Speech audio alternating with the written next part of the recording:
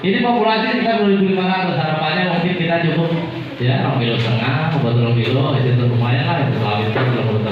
Nah ini kalau saya dapat jalan ini Pak, ini rata-rata saya dapat 30-35 ton Pak. Jadi dengan populasi 1.500. Ini nyata Pak, kalau pengen lihat ada nama saya kasih di yang biasanya.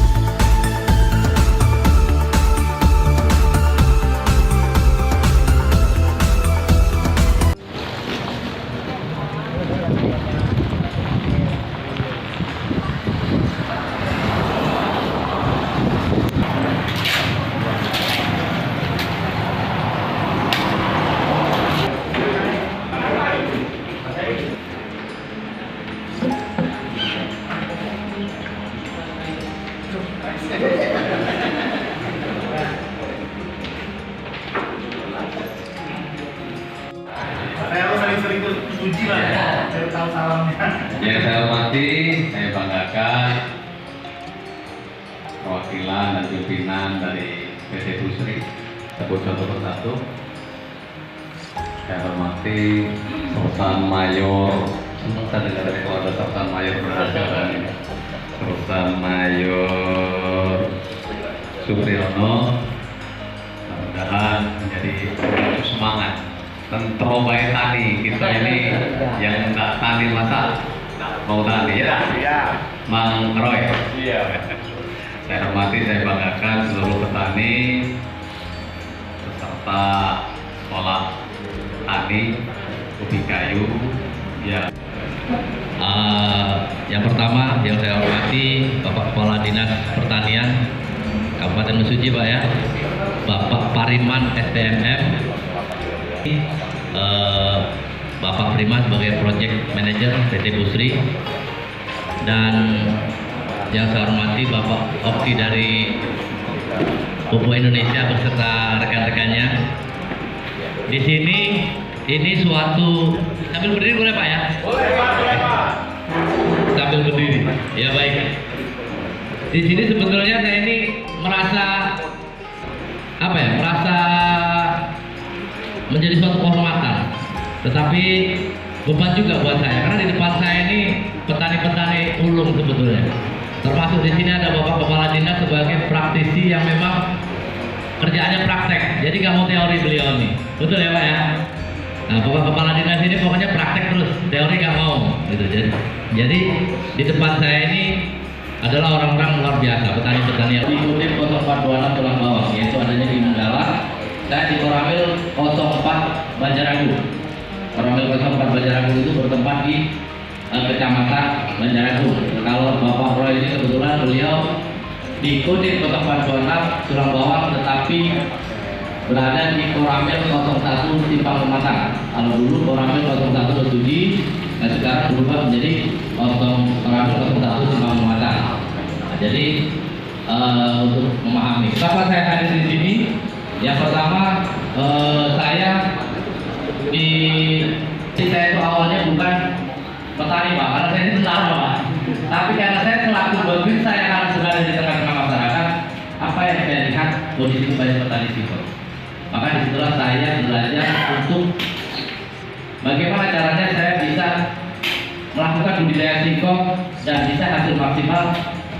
Selanjutnya bisa berbagi kepada mungkin masyarakat petani yang mungkin masih belum maksimal.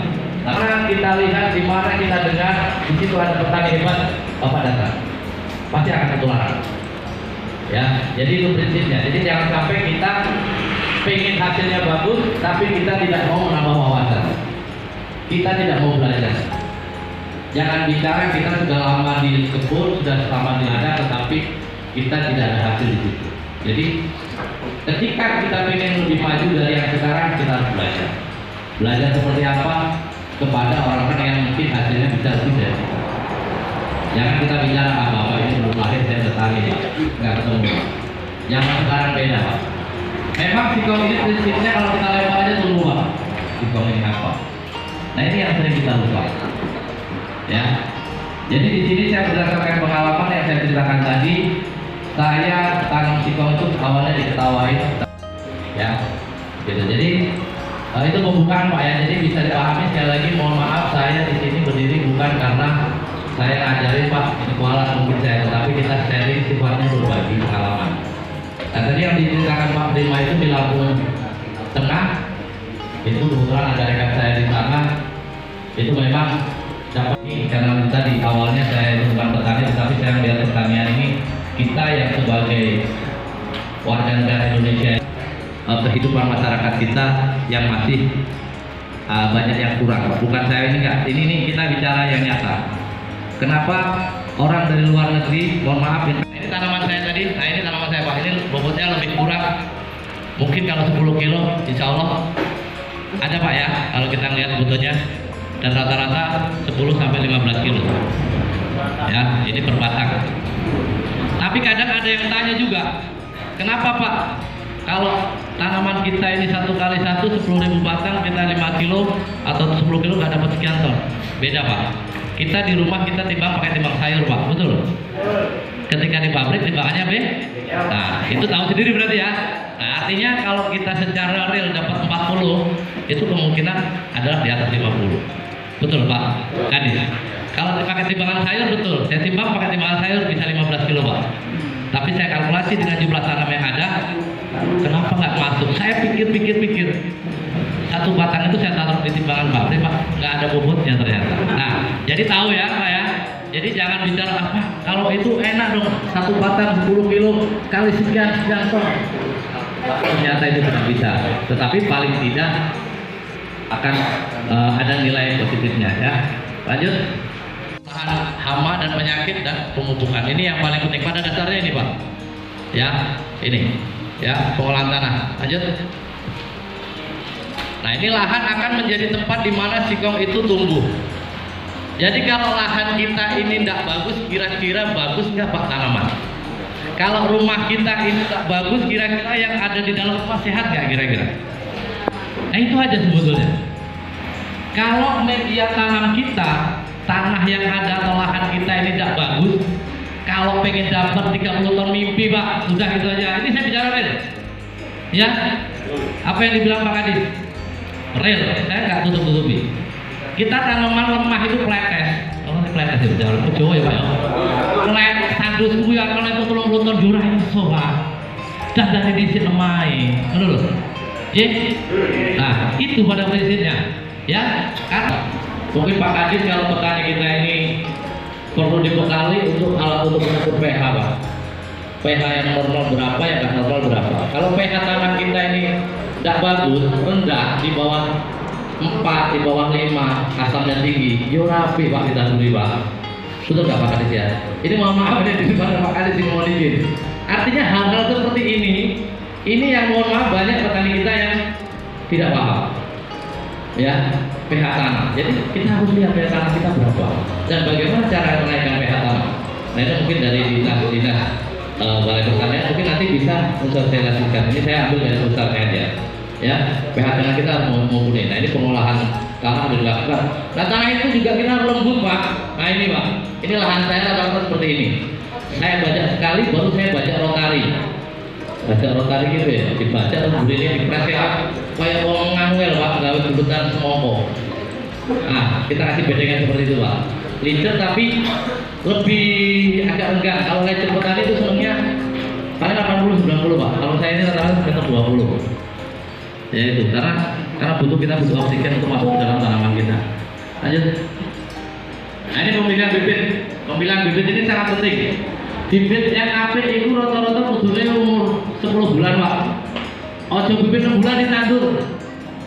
Kira-kira nek bibit iki ya sekarang juga. Nah ini hal-hal seperti ini jarang dilihat sama petani disepelekan. Dewe pengen duwe anaknya ayu yo boleh bojo sing ayu, pengen anaknya terus jerone padet. Kalau dalamnya kopong Pak, itu akan berpengaruh. Kalau matanya itu rapat dan bicara berpengaruh. Berpengaruh benar. Nah, berpengaruh aslinya itu kabeh ini. Ya. Terus nanti pemotongan bibir Pak, ada pemotongan yang pakai miring, enek sing roto. Sing apik roto miring Pak. Lurus kok, tapi yang dilakukan miring apa rata? Miring golek penak enek ngecepne lho Pak. Loh, ini saya bicara nyata, dan ini saya praktekkan. Saya tanamkan akar itu, batang itu yang rata dan yang miring. 15 hari saja sampai seperti itu Mas. Saya tentara ngurusi perang kedua, ngurusi tandungan. Karena saya ingin masyarakat Indonesia maju. Amin. Tidak tahu. Sampai segitunya, sampai tanduran miring sama lurus itu saya praktekkan. Akar itu ternyata beda. Pertumbuhan akar yang kita potong rata dengan gergaji itu akan lebih rapat dan padat. Tetapi yang kita potong miring pasti akan ada soalnya. Sekarang kita berhitung Pak. Kalau di dalam satu batang kita kalah dua umbi saja Pak, ada setengah kilo misalnya, kali 10.000 batang wis piro Pak? Enak kira-kira setengah kilo kali 10.000, 5 ton enak Pak ya? Kalah 5 ton Pak kira-kira Pak.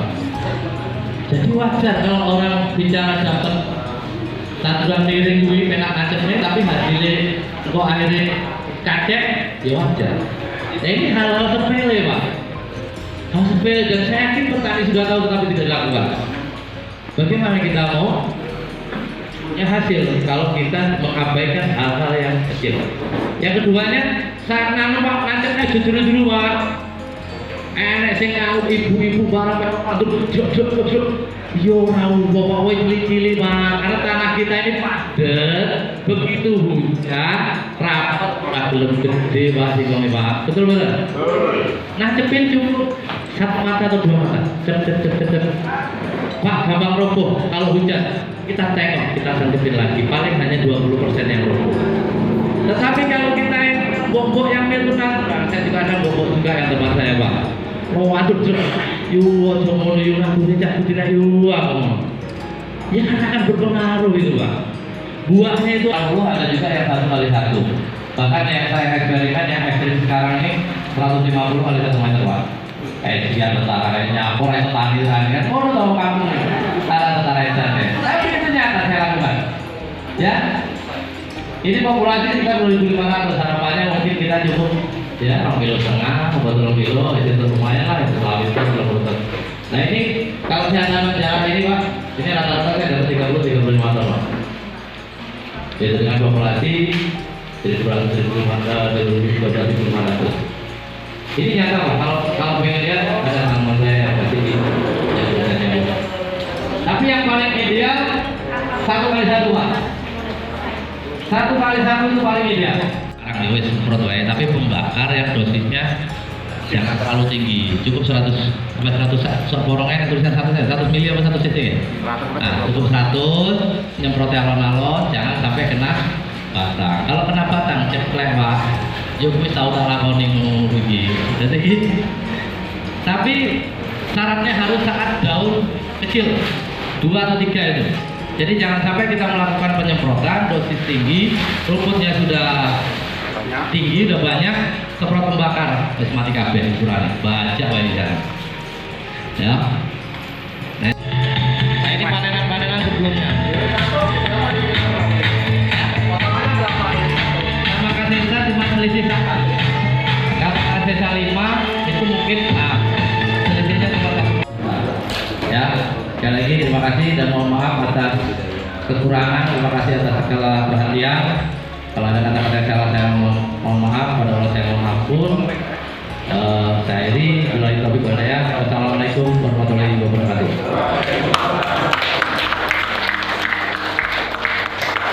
Kepada peserta yang ingin melakukan. Assalamualaikum warahmatullahi wabarakatuh. Perkenalkan, nama saya Eka Samiki, tugas Badan Penyakit Tanaman Provinsi Lampung. Izin bertanya Pak.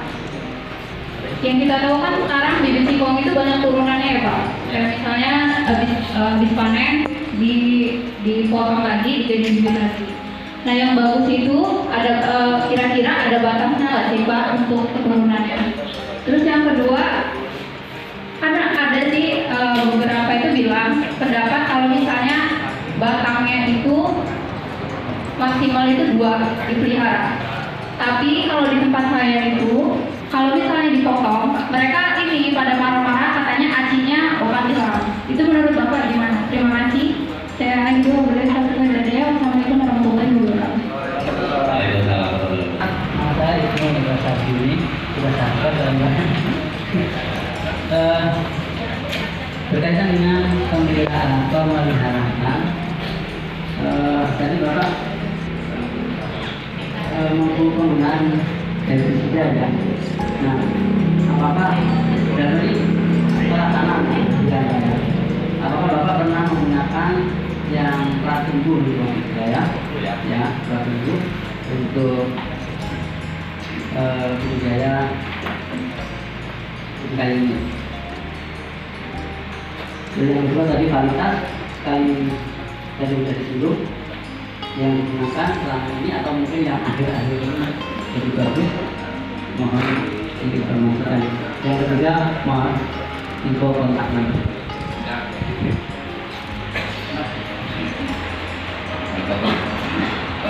Mengenai pupuk sekam tadi cara aplikasinya gimana? Terus tadi ini kebetulan kalau dulu kan itu bahwa tanaman sekam itu butuh air. Kalau kondisi kemarin saya tanyakan kepada Pak Kadis, apakah masih ada program yang dulu itu berupa saburai yang dimana mensupport tanaman mungkin pemanfaatan pekarangan ataupun yang lain-lain? Itu kalau masih ada ini sangat diharapkan oleh petani kita.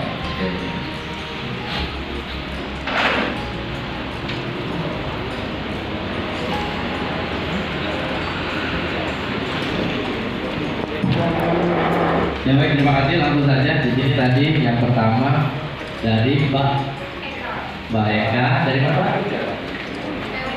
Dari Jadi yang ditanyakan tadi bagus 1 atau 2 karena kalau dikurangi tidak boleh.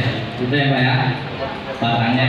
Terus yang selanjutnya bisa berapa kali bibit itu ditanam lebih bagusnya, itu betul ya? Ya baik.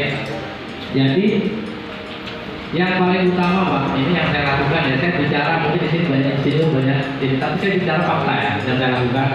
Saya menggunakan bibit yang saya lakukan itu bisa sampai 3 kali. 3 kali di dalam satu tempat yang sama. Ya, 3 kali dalam satu tempat yang sama. Tetapi pemilihan bibit itu yang penting. Di dalam 1 hektar kita itu tidak mungkin menggunakan semua Pak. Pasti ada yang kecil, ada yang terlalu subur, ada yang sedang, ada yang matanya rapat, ada yang matanya jarang. Jadi itulah yang kita pilih bibit yang terbaik untuk tanaman kita. Ya, itu bisa dilakukan 3 kali. Itu kalau yang saya lakukan, atau kalau dari ada apa ya, dari penelitian yang lain. Terus untuk jumlah batang bagusnya 1, 2 atau 3 atau yang lain. Ini tergantung jarak tanam. Ya. Kalau kita jarak tanam yang kita lakukan itu, kalau saya rata-rata 1 kali 80 itu paling efektif, atau 1 kali 1 meter. Itu kita lakukan. Yang saya lakukan adalah menggunakan batang 2 batang. Karena tujuannya apa? Untuk menjaga suhu tanah tetap tinggi. Paham ya bahasa saya ini? Nah, jadi kalau kita menggunakan jarak tanam 1 kali 1 atau 1 meter kali 80 itu ada baiknya 2. Ya, ada baiknya 2, jangan 1.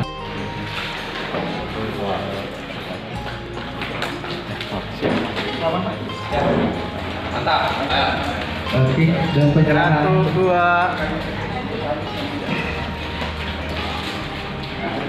dan untuk penyerahan tim bakar pada Bang Adis dan Bapak Serka Supriyono yang diberikan oleh Bapak Prima.